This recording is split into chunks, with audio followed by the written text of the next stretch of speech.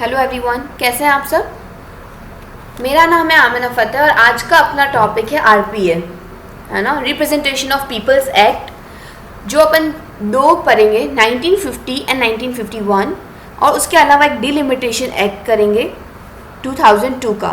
Okay, representation of people's act जो 1951 है वो बहुत इंपॉर्टेंट है और 1950 को भी यहाँ पे हम क्या करेंगे, क्या क्या उसके अंदर आता है, क्यों आया था, उसका बेसिक जो है इंट्रो अपन यहाँ पे देखेंगे और उसके अलावा उसके अंदर क्या क्या चीज़ें इंक्लूड है वो भी अपन इसमें इंक्लूड करेंगे। रिप्रेजेंटेशन ऑफ पीपल्स एक्ट 1950 जो है वो आर्टिकल 81 और 170 के अंदर आता है। ओके, इसमें यहाँ पे अपन इसको चेंज कर देते हैं, यहाँ पे एंड आएगा 81 एंड 170। ओके, इसमें क्या है कि इंडिया में जो मैक्सिमम नंबर ऑफ सीट्स है पार्लियामेंट की और लेजिस्लेटिव असेंबली की, है ना। अब अपन को इतना बेसिक तो पता है कि पार्लियामेंट यानी क्या, सेंटर लेवल पे, है ना, और लेजिस्लेटिव असेंबलीज जो है वो क्या कहाँ होती है, स्टेट लेवल पे होती है। लेजिस्लेटिव काउंसिल स्टेट लेवल पे होता है। पार्लियामेंट में दो, Lok Sabha and Rajya Sabha. Upper house कौन है, राज्यसभा है। लोअर हाउस कौन है, लोकसभा है।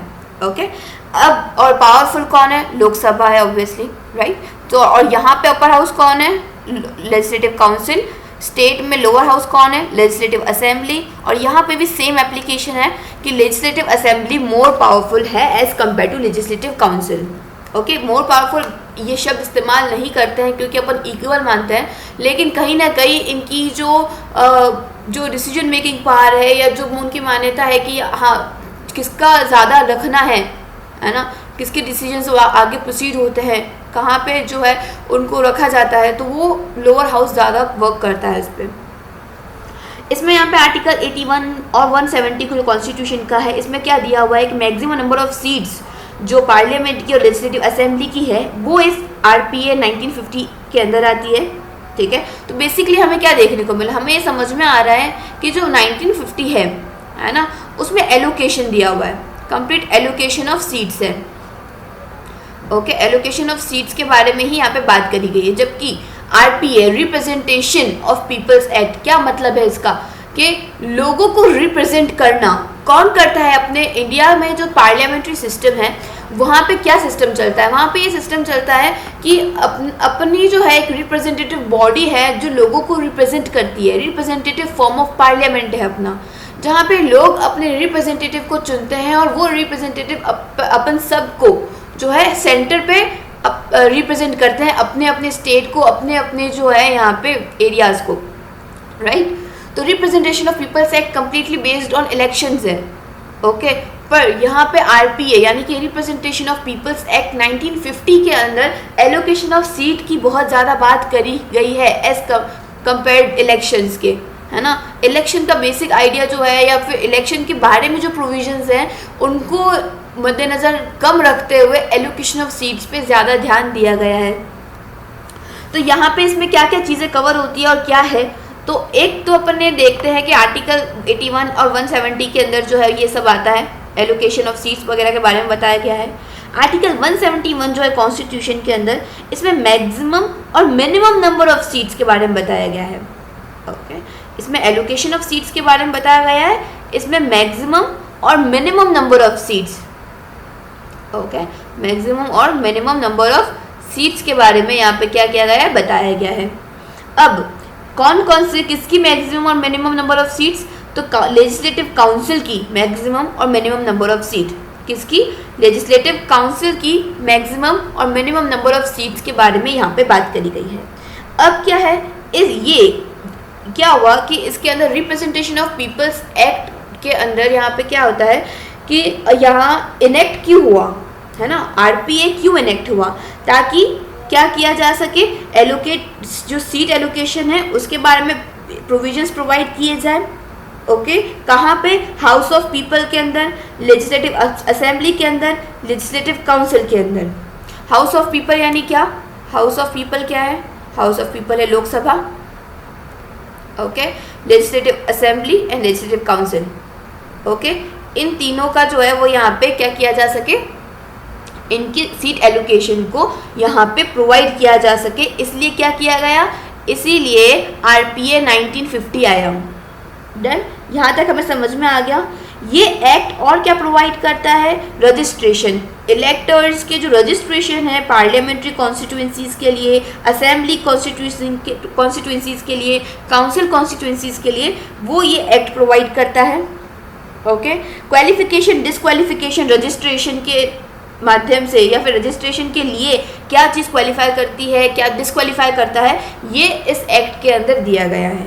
अगर इन सबको समअप करें, इन सब मैंने जो शब्द बोले उन सबको समअप करें और एक लिस्ट बनाए कि क्या क्या चीज़ें आरपीए के अंदर आती है, आरपीए ऑफ 1950 के अंदर आती है, तो वो सबसे पहला है allocation of seats house of the people की, यानी कि लोकसभा की, स्टेट लेजिस्लेटिव असेंबली की, स्टेट लेजिस्लेटिव काउंसिल की। Allocation of seats of Lok Sabha मतलब house of the people, legislative assembly and legislative council. Perfect. दूसरी चीज़ क्या है? Delimitation of parliamentary assemblies and council constituencies. ठीक है, डिलिमिटेशंस उनकी किस की? पार्लियामेंट्री की, असेंबली लेजिस्लेटिव असेंबली की एंड लेजिस्लेटिव काउंसिल की, जो उनकी कॉन्स्टिट्यूंसीज होती है, जो एरियाज होते हैं, उनकी डिलिमिटेशंस। डिलिमिटेशंस यानी क्या? एक बाउंड्री बताना। क्या बताना? कि आपकी क्या लिमिट्स है, आपकी क्या बाउंड्रीज है, उनको बताना। क्या बोला गया है यहाँ पे? वो चीज़ यहाँ पे हम लिस्ट आउट करते हैं। तीसरा है इलेक्शन ऑफिसर्स। इलेक्शन ऑफिसर्स यानी कि चीफ इलेक्टोरल ऑफिसर है, डिस्ट्रिक्ट इलेक्शंस होते हैं तो उसके ऑफिसर्स हैं, इलेक्टोरल रजिस्ट्रेशन ऑफिसर्स हैं, और ऐसे कई सारे जो भी इलेक्शन ऑफिसर्स इंक्लूड होते हैं उन सब के बारे में यहाँ पे आरपीए 1950 के अंदर बताया गया है। Electoral roll of parliamentary assembly and council constituencies के बारे में यह बताया गया है। अगर हम नेक्स्ट बात करें, अगला क्या है? तो अगला है मैनर ऑफ फुलफिलिंग सीट्स। किन तरीकों से सीट को फुलफिल करना है काउंसिल के अंदर, कैसे है जो है यूनियन टेरिटरीज को रिप्रेजेंट करना है, जो एक तरीका है, सरीका जो है वो इसके अंदर बताया है आरपीए 1950 के अंदर। ओके, लोकल अथॉरिटीज़ को भी यहाँ पे बताया कि कैसे लोकल अथॉरिटी के इलेक्शन कंडक्ट होने चाहिए, कैसे प्रपोज होंगे स्टेट लेजिस्लेटिव काउंसिल के अंदर, तो ये एक लोकल अथॉरिटी को भी यहाँ पे मेंशन किया गया है। एंड लास्ट इज कि barring the jurisdiction of civil court. ठीक है, कि जो ज्यूरिसडिक्शन है सिविल कोर्ट का, उनको यहाँ पे कैसे मेंटेन किया जाएगा या रोका जाएगा, या जो भी उसका एक पार्ट है वो यहाँ पे बोला गया है। एक छोटा सा पॉइंट, ज़्यादा डिटेल नहीं दी गई है। क्या क्या चीज़ें अपन ने देखी? Allocation of seats. सबसे पहले इंपॉर्टेंट बात ये थी कि ये क्या है, आरपीए है क्या? आरपीए है इलेक्शन लॉज। अपन वापस से यहाँ पे जा करके देखते हैं कि आरपीए क्या है। Okay, yes, what is RPA? RPA है representation of people's act, representation of people's act, जो अपन दो पढ़ेंगे, 1950 वाला और 1951 वाला, जिसमें 1951 वाला ज़्यादा इम्पॉर्टेंट है। अब आरपीए है क्या? आरपीए है इलेक्शन लॉज। क्या है? इलेक्शन लॉज है। ओके, तो इनमें बात किसकी होनी चाहिए? इलेक्शंस की होनी चाहिए। लेकिन जो 1950 वाला है ये इनेक्ट हुआ था, क्यों इनेक्ट हुआ था?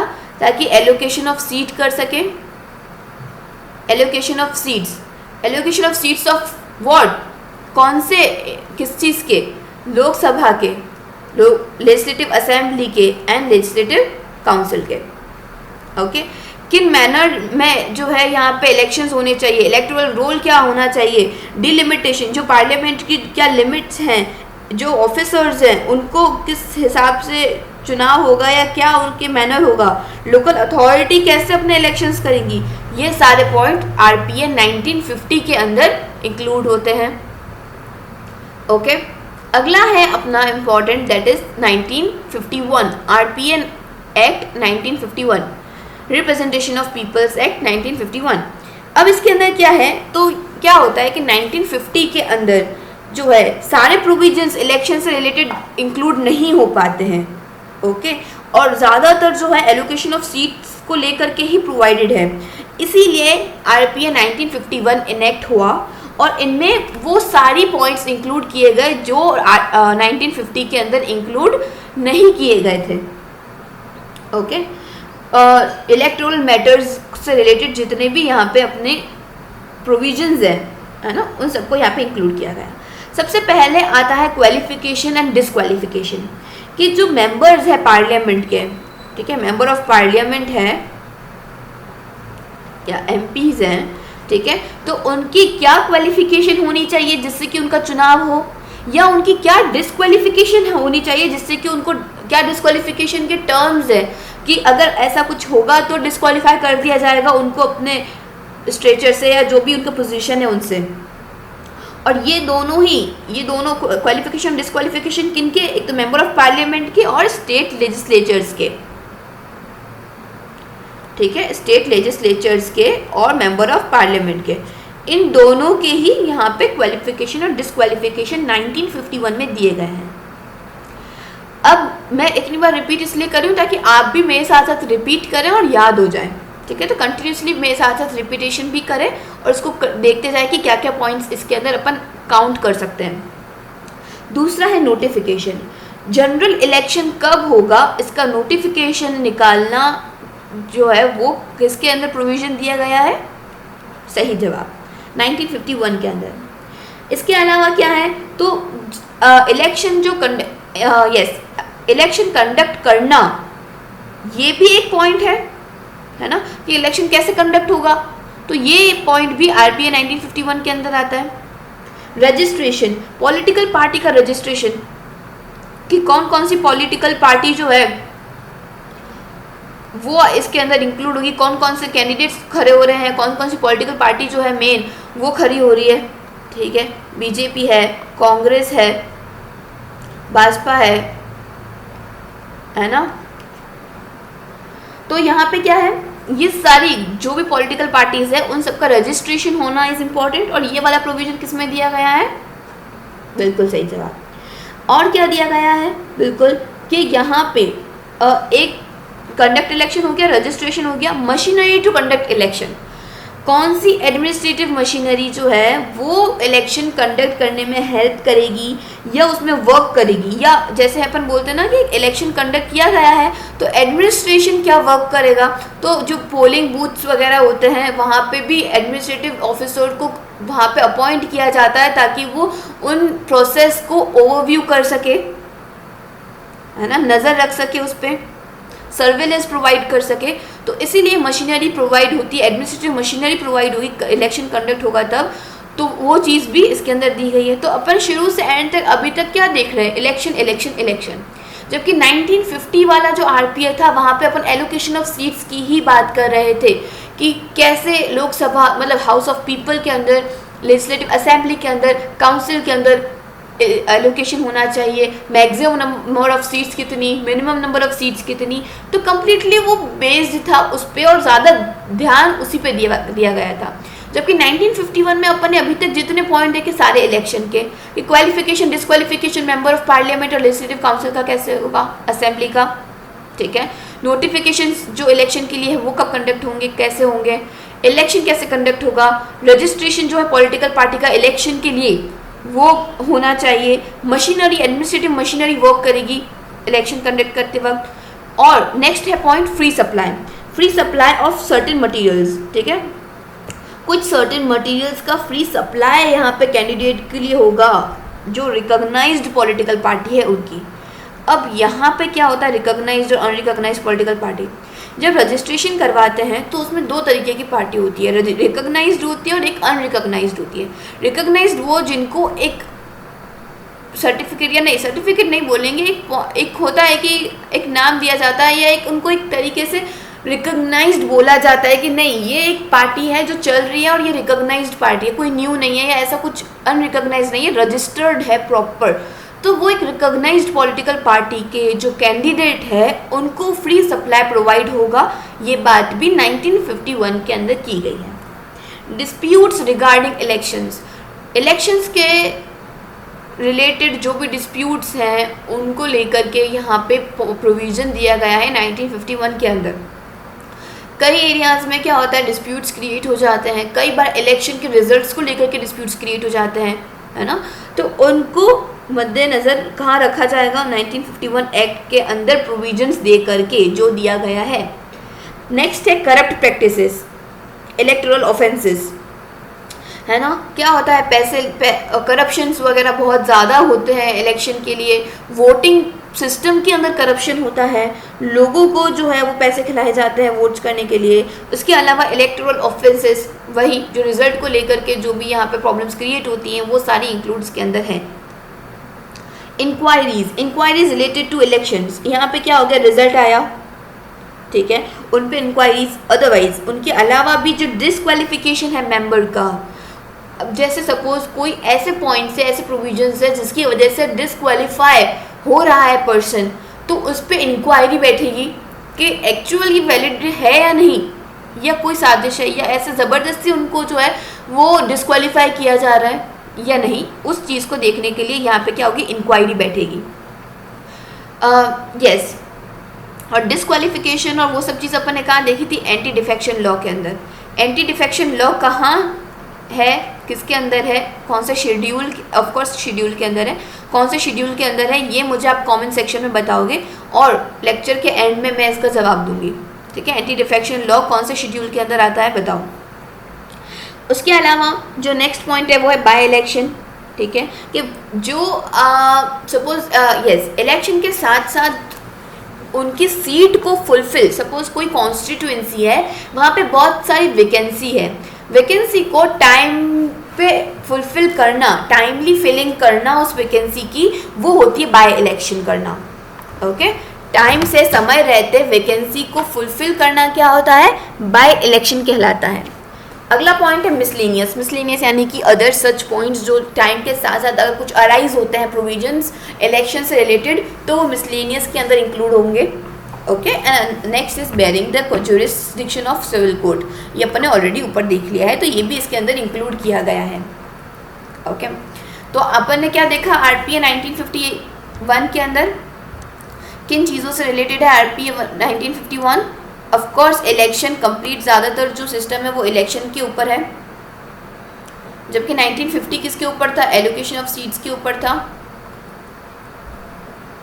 ये किस पे, 1951 इलेक्शन के ऊपर है, कैसे इलेक्शन होंगे, कैसे कंडक्ट होंगे, ठीक है, कंडक्ट कैसे होंगे, रजिस्ट्रेशन उनका जो पॉलिटिकल पार्टी है उनका रजिस्ट्रेशन होगा, फ्री सप्लाईज प्रोवाइड होंगी उन कैंडिडेट्स को जो रिकॉग्नाइज पॉलिटिकल पार्टी के हैं।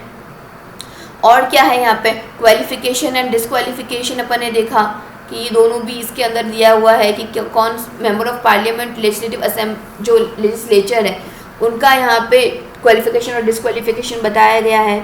उसके अलावा नोटिफिकेशन, है ना, अपन ने और क्या बात करी कि नोटिफिकेशन इलेक्शन का निकलेगा, जनरल इलेक्शन का, तो वो भी इसके अंदर दिया गया है। करप्शन, करप्ट प्रैक्टिसेस जो अपन ने देखी वो आएगा। बाय इलेक्शन आएगा कि समय रहते आपको क्या करना है, आपको समय रहते फुल करना है, फिलिंग करनी है, टाइमली फिलिंग करनी है अपने वैकेंसीज की। ओके, डिस्प्यूट्स जो भी होंगे रिगार्डिंग इलेक्शंस वो आपको यहाँ पे अब देखने हैं क्या क्या होगा। ओके, यही है बस, ये हो गया। एडमिनिस्ट्रेटिव मशीनरी, एक पॉइंट और, एडमिनिस्ट्रेटिव मशीनरी कौन सी यहाँ पे जो है वो एडमिनिस्टर होगी या जो भी वहाँ पे कंडक्ट होगी इलेक्शन के टाइम पे, तो उन सब चीज़ों की यहाँ पे अपन आरपीए 1951 के अंदर बात करते हैं। Very easy and important. Okay, RPA 1951 को अपन आंसर्स में क्या कर सकते हैं, डाल सकते हैं, बहुत इंपॉर्टेंट है और बहुत ही ज़्यादा इफेक्टिव है। अगला और आखिरी है डिलिमिटेशन एक्ट 2002। अब क्या होता है कि आर्टिकल 82 और 170 के जो कॉन्स्टिट्यूशन है उसके अंदर यहाँ पे दिया गया है कि रीएडजस्टमेंट। ओके, वापस से एक बार 1950 के अंदर क्या दिया है, बिल्कुल सही जवाब। 1951 के अंदर क्या दिया गया है, सही जवाब। और डिलिमिटेशन एक्ट 2002 से पहले यहाँ पे क्या होता है कि रीएडजस्टमेंट, यस, स्पेशली इसमें क्या दिया गया है, रीफिक्सिंग, ये रीएडजस्टमेंट अपन बोल सकते हैं। Of what, readjustment of what, वो अपन देखते हैं आगे। ठीक है, रीएडजस्टमेंट दिया गया है किस चीज़ का, कॉन्स्टिट्यूएंसीज का रीएडजस्टमेंट। अब मैं आपको यहाँ पे समझाती हूँ कि कॉन्स्टिट्यूएंसीज क्या। देखो जैसे यहाँ पे क्या है, सपोज ये एक स्टेट है ना। स्टेट में क्या होता है, बहुत सारे अलग अलग पार्ट्स जो है वो क्या हो जाते हैं, बनते हैं, बहुत सारे एरियाज जो है वो क्या हो जाते हैं, बन जाते हैं। अब इन एरिया में ये एक कॉन्स्टिट्यूएंसी हो गया, ये एक कॉन्स्टिट्यूएंसी है, ये एक कॉन्स्टिट्यूएंसी है, ये एक कॉन्स्टिट्यूएंसी है। ऐसे हर एक कॉन्स्टिट्यूएंसी से कैंडिडेट्स खड़े होते हैं और अपन उनको इलेक्ट करते हैं ताकि वो अपन को क्या कर सके, ताकि वो अपन को रिप्रेजेंट कर सके, क्या कर सके, अपन को रिप्रेजेंट कर सके। तो ये क्या होती है, कॉन्स्टिट्यूएंसीज होती हैं। अब सपोज ये मानते हैं अपन कि राजस्थान है, ओके, और यूपी है, उत्तर प्रदेश है, ठीक है, इन दोनों की यहाँ पे कॉन्स्टिट्यूएंसीज हैं। अब क्या होता है कि अगर अपन 1971 के सेंसस को साथ लेकर के चले, है ना, 1971 के सेंसस को लेकर के चले, तो क्या हुआ कि एज कंपेयर्ड पहले से यूपी में क्या हो गया, पॉपुलेशन बढ़ गई। लेकिन अपन प्रोविजंस 1971 वाले ही लेकर के चल रहे हैं, उनके सेंसस को देखते मद्देनजर रखते हुए ही चल रहे हैं, तो ये क्या हो जाएगा, गलत हो जाएगा। कॉन्स्टिट्यूएंसीज में पॉपुलेशन जिस स्पीड से बढ़ रही है, ये जो पॉपुलेशन ग्रोथ हो रही है वो अनइवन हो रही है। ऐसा नहीं है कि राजस्थान में 10% पॉपुलेशन बढ़ी तो यूपी में भी 10% ही पॉपुलेशन बढ़ी, ऐसा तो नहीं है। यहाँ पे अगर 15% तक बढ़ रही है तो यहाँ पे हो सकता है 20% से बढ़ रही हो, ये 30% से बढ़ रही हो, ठीक है, कुछ भी हो सकता है ना। तो अनइवन डिस्ट्रीब्यूशन जो है, अनइवन जो ग्रोथ है पॉपुलेशन की, उसको रीएडजस्ट करना डिलिमिटेशन एक्ट 2002 के अंदर दिया गया है। डिलिमिटेशन एक्ट पहले आया था, और डिलिमिटेशन एक्ट जो पहले वाला था उसमें क्या था कि 1971 के सेंसस को मद्देनजर रखते हुए या उनके प्रोविजंस को देखते हुए उनकी पॉपुलेशन को रेफर करते हुए उसके प्रोविजंस बने। लेकिन फिर बाद में वापस से डिलिमिटेशन एक्ट को इनेक्ट किया गया 2002 के हिसाब से, और फिर यहाँ पे क्या किया गया, 2001 के सेंसस को यूज़ किया गया। क्या किया गया, 2001 के सेंसस को इसके अंदर यूज़ किया गया, और क्या किया, रीफिक्स किया गया। जो पहले के जो भी यहाँ पे प्रोविजंस थे वो रीफिक्स किए गए। अब क्या होता है, आर्टिकल 330 और 332 है ना, ये प्रोवाइड करते हैं रीफिक्सिंग नंबर ऑफ सीट्स। कौन प्रोवाइड करता है रीफिक्सिंग number of seats, article 330 and 332, कि यहाँ पे आप पॉपुलेशन जो अनइवन पॉपुलेशन है उसको आप क्या कर सकते हो, रीफिक्स कर सकते हो अपनी पॉपुलेशन के अकॉर्डिंग, 2001 के सेंसस के अकॉर्डिंग। और ये चीज़ कहाँ दी गई है, डिलिमिटेशन एक्ट 2002 के अंदर दी गई है। ओके, तो ये चीज़ अपन ने आज क्या देखी, अपन ने 3 चीज़ें देखी। अपन ने देखा यहाँ पे क्या क्या देखा, RPA 1950 देखा जिसमें एलोकेशन ऑफ सीट्स के बारे में ज़्यादा बात करी गई है। RPA 1951 देखा जिसमें अपन ने क्या देखा, इलेक्शन बेस्ड प्रोविजंस देखे। और अपन ने डिलिमिटेशन एक्ट देखा 2002 का, क्योंकि उसमें यूज़ किया गया 2001 का सेंसस और अनइवन पॉपुलेशन की वजह से यूज़ किया गया, ताकि बेहतर और ज़्यादा for what, for रीफिक्सिंग the seats, रीफिक्सिंग the number of seats. Okay, अब एंटी डिफेक्शन लॉ कौन से शेड्यूल के अंदर है, तो एंटी डिफेक्शन लॉ जो है वो शेड्यूल 10 के अंदर है। ओके, 10th शेड्यूल के अंदर एंटी डिफेक्शन लॉ है। Okay, that's all for today's class. Thank you so much. कोई भी क्वेरी हो आप पूछ सकते हो। Thank you.